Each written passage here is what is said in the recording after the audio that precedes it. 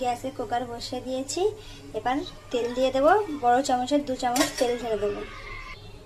দেখুন তেল দিয়ে দিয়েছি। তেলটা গরম হয়ে গেলে এবার পেঁয়াজটা এতে দিয়ে দেবো, দিয়ে হালকা ব্রাউন করে নেব। পেঁয়াজ লাল, খাড়া মশলা, মাংস আর লবণ, 2 চামচ লবণ দিয়েছিলাম, ভালোভাবে কষিয়ে নিয়েছি। আর দেখুন যখন তেলটা এরমভাবে ছাড়বে তখন আদা রসুনের পেস্টটা আর তেজপাতাটাকে আরও ভালোভাবে কষিয়ে নিতে হবে। দেখুন ভালোভাবে কষিয়ে নিয়েছি। এবার হলুদ, লঙ্কা, ধনে, জিরে গুঁড়ো সব ভালোভাবে দিয়ে আরও 1 মিনিট কষিয়ে নেব। 1 মিনিট কষিয়ে নিয়েছি। এবার অল্প জল দিয়ে আরও 1 মিনিট ভালোভাবে কষিয়ে নেব। ভালো করে কষানো হয়ে গেছে।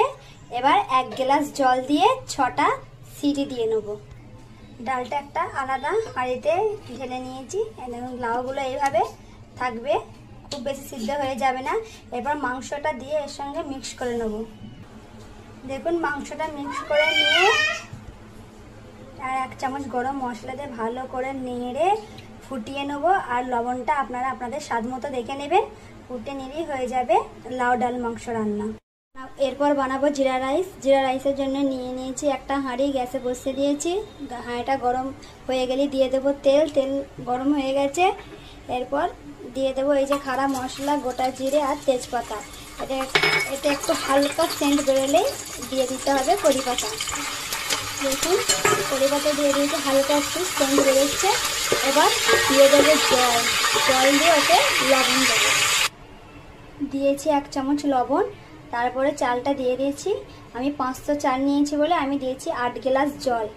আপনারা যতটা চাল নেবেন সেই হিসাবেই জলটা দেবেন। আর হ্যাঁ, খাড়া মশলার মধ্যে আমি নিয়েছিলাম 4টে এলাইচি, 6টা লং, 10টা গোল, 4টে দালচিনি আর 3টে তেজপাতা আর গোটা জিরে 1 চামচ। এরপর ঢাকনা চাপা দিয়ে ভাতটা হতে দেবো। দেখুন ভাতটা হয়ে গেছে। আর ওপরে অল্প ধনেপাতা কুচি ছড়িয়ে দিয়েছি। কত সুন্দর ঝরঝরে ভাত হয়েছে। আপনিও এভাবে বাড়িতে অবশ্যই খাবেন, দেখবেন খেতে খুব ভালো লাগে। তাহলে আপনিও বাড়িতে ঝটপট বানিয়ে ফেলুন আমার মতো জিরা রাইস আর লাউ ডাল মাংস রান্না। যদি ভালো লাগে অবশ্যই বলবেন। Thank you.